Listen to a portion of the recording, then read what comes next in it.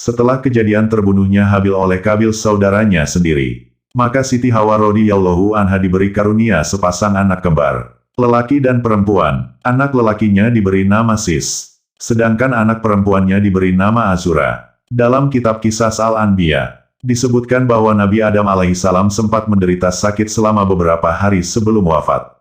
Saat menderita sakit itulah, Nabi Adam alaihissalam memberikan wasiatnya kepada Sis alaihissalam untuk menggantikan posisi kepemimpinannya.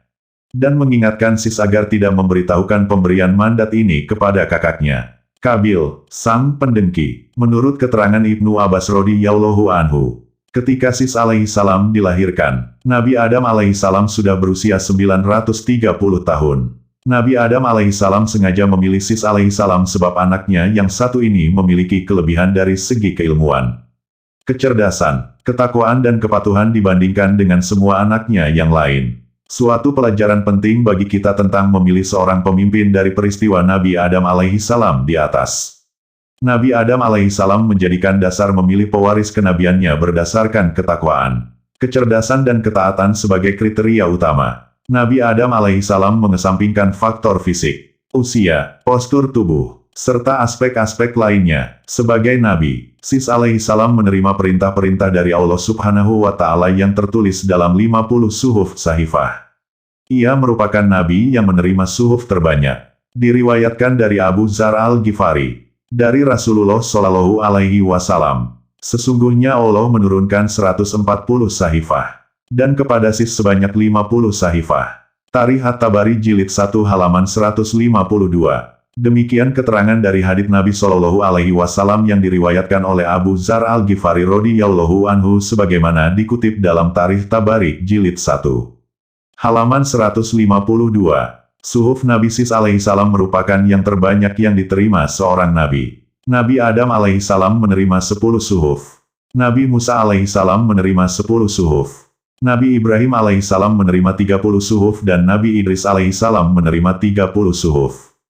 Suhuf sahifah merupakan firman Allah subhanahu wa ta'ala yang disampaikan kepada Nabi dalam bentuk lembaran-lembaran terpisah. Tetapi tidak harus disampaikan kepada umatnya. Berisikan puji-pujian dan zikir kepada Allah subhanahu wa ta'ala. Berbeda dengan kitab Allah subhanahu wa ta'ala, yang berjumlah 4 dan diturunkan kepada Nabi serta Rasulnya yaitu kitab Taurat kepada Nabi Musa alaihissalam, Zabur kepada Nabi Daud alaihissalam, Injil kepada Nabi Isa alaihissalam dan terakhir kitab Al-Quran kepada Nabi Muhammad Shallallahu Alaihi Wasallam yang menjadi penyempurna kitab-kitab sebelumnya. Sebagaimana firman Allah subhanahu wa ta'ala dalam surat Al-Maidah yang artinya, dan kami telah menurunkan kitab Al-Quran kepadamu Muhammad dengan membawa kebenaran, yang membenarkan kitab-kitab yang diturunkan sebelumnya dan menjaganya. Quran Surat Al-Maidah ayat 48. Keempat kitab itu, selain sebagai mukjizat bagi Nabi, juga wajib mereka sampaikan kepada kaum mereka masing-masing. Berisikan tentang ajaran akidah, ibadah, syariah dan muamalah. Beberapa nasihat Nabi Adam alaihissalam kepada Nabi Sis alaihissalam anaknya. Setiap perbuatan yang kamu lakukan, renungkan terlebih dahulu akibat yang akan ditimbulkan. Seandainya aku merenungkan akibat suatu perkara, tentu aku tidak tertimpa musibah seperti ini. Baik ayah, jawab Nabi Sis alaihissalam. Kemudian Nabi Adam alaihissalam meneruskan wasiatnya ketika hati kamu merasakan kegamangan akan sesuatu, maka tinggalkanlah ia, karena ketika aku hendak makan syajarah, hatiku merasa gamang, tetapi aku tidak menghiraukannya, sehingga aku benar-benar menemui penyesalan. Dan anakku bermusyawarahlah mengenai suatu perkara, karena seandainya aku bermusyawarah dengan para malaikat, tentu aku tidak akan tertimpa musibah. Dalam kisah lain dicetuskan, Wahab bin Munabih mengatakan, ketika Adam alaihissalam meninggal, Sis alaihissalam berusia 400 tahun. Dia telah diberi tabut, tali, pedang dan kudanya yang bernama Maimun yang telah diturunkan kepadanya dari surga.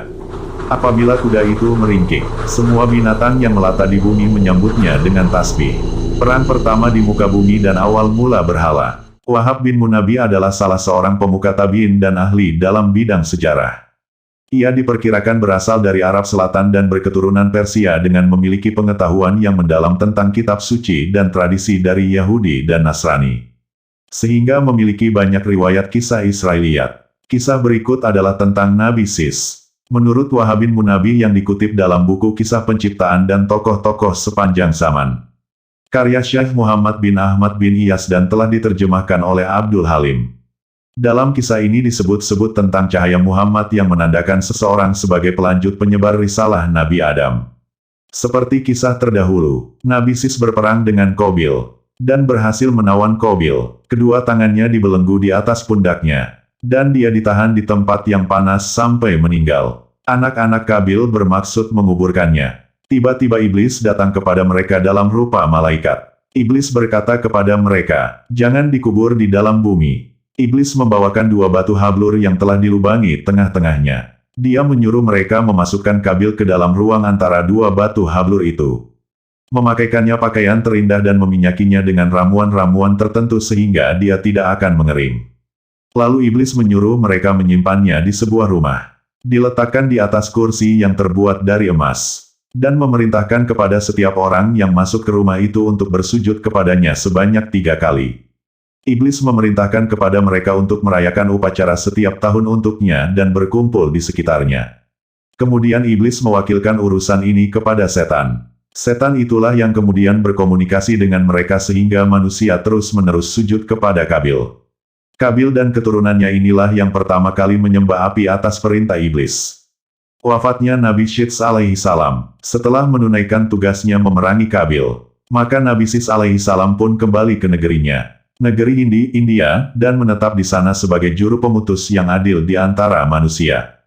Berdasarkan riwayat dari Wahab bin Munabbih, istri Nabi Adam alaihi salam, Siti Hawa radhiyallahu anha, meninggal di zaman anaknya, Sis alaihi salam. Ia tidak hidup lama setelah Nabi Adam alaihi salam meninggal, yaitu 1 tahun setelahnya dan meninggal pada hari Jumat di waktu yang sama dengan hari ketika dia diciptakan.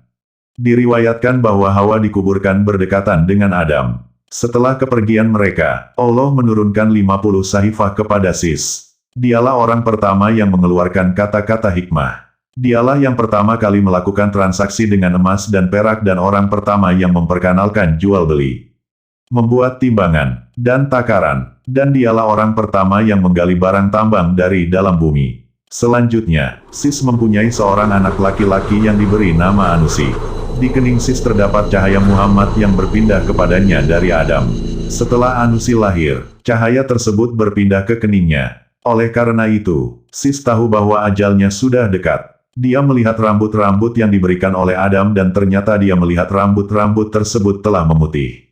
Maka, pada tahun itu Sis meninggal dunia dalam umur 900 tahun. Wahab bin Munabbih menceritakan, setelah Sis meninggal, dia digantikan oleh anaknya, Anusi. Sebelum meninggal, Sis menyerahkan tabut, tali, suhuf, dan cincin kepada Anusi. Anusi berperilaku dengan baik dan memutuskan dengan benar. Kemudian dia menikah dengan seorang wanita yang kemudian mengandung seorang anak. Setelah anak itu lahir, cahaya Muhammad yang ada pada Anusi pindah ke wajahnya. Anak tersebut diberi nama Kainan. Anusi terus melakukan kebiasaannya sampai dia menemui ajalnya. Sebelum meninggal, dia serahkan tabut dan suhuf kepada anaknya, Kainan. Dia memberi wasiat dan mengangkatnya sebagai pengganti setelahnya. Selanjutnya Wahab bin Munabbih bertutur, setelah Kainan diangkat menjadi pemimpin setelah bapaknya, dia muncul di antara manusia dengan adil, menjalankan perilaku yang baik, kemudian menikah dengan seorang wanita yang bernama Utnuk. Dari pernikahan tersebut, Utnuk mengandung seorang anak laki-laki.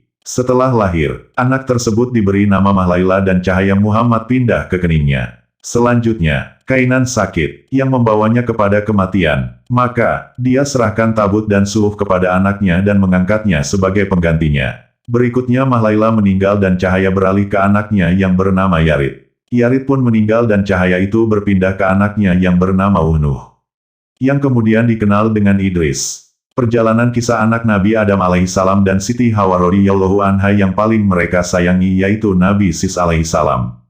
Nabi Sis alaihissalam, Nabi yang menerima suhuf paling banyak dari Allah subhanahu wa ta'ala. Dan dari keturunan Nabi Sis alaihissalam inilah kelak yang akan menjadi pewaris wasilah kenabian umat manusia di muka bumi ini.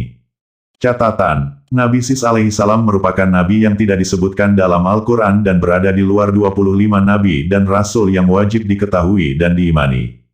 Nabi dan rasul yang wajib diketahui dan diimani yang berjumlah 25 orang itu adalah mereka yang namanya disebutkan secara jelas dalam Al-Quran dan disepakati kenabian ataupun kerasulannya. Al-Quran sendiri sesungguhnya mengisahkan tentang para nabi lebih dari 25 orang. Tetapi meski kisahnya disebutkan, namanya tidak disebutkan dengan tegas. Misalnya Nabi Khidir alaihissalam, yang memiliki kisah cukup panjang dalam Al-Quran. Tapi tak satupun ayat Al-Quran yang secara jelas menyebutkan namanya. Sebagaimana Allah katakan dalam firman-Nya, yang artinya, dan sesungguhnya telah kami utus beberapa orang rasul sebelum kamu. Di antara mereka ada yang kami ceritakan kepadamu dan di antara mereka ada yang tidak kami ceritakan kepadamu. Quran Surat Al-Ghafir ayat 78. Riwayat-riwayat yang menjelaskan mengenai tentang Nabi Sis alaihissalam bersumber dari para ahli kitab Yahudi dan Nasrani, atau riwayat Israiliyat yang kesahihannya tidak bisa dipertanggungjawabkan. Maka akan banyak sekali kehilafan serta ketidakserasian dalam kisahnya. Namun yang pasti Nabi Sis alaihissalam adalah Nabi yang mulia, dan telah diberikan suhuf sahifah oleh Allah subhanahu wa ta'ala sebagai petunjuk dalam menjalani kehidupannya. Dan keluarganya saat itu dan dari beliaulah umat manusia dengan izin Allah subhanahu wa ta'ala menyebar di muka bumi.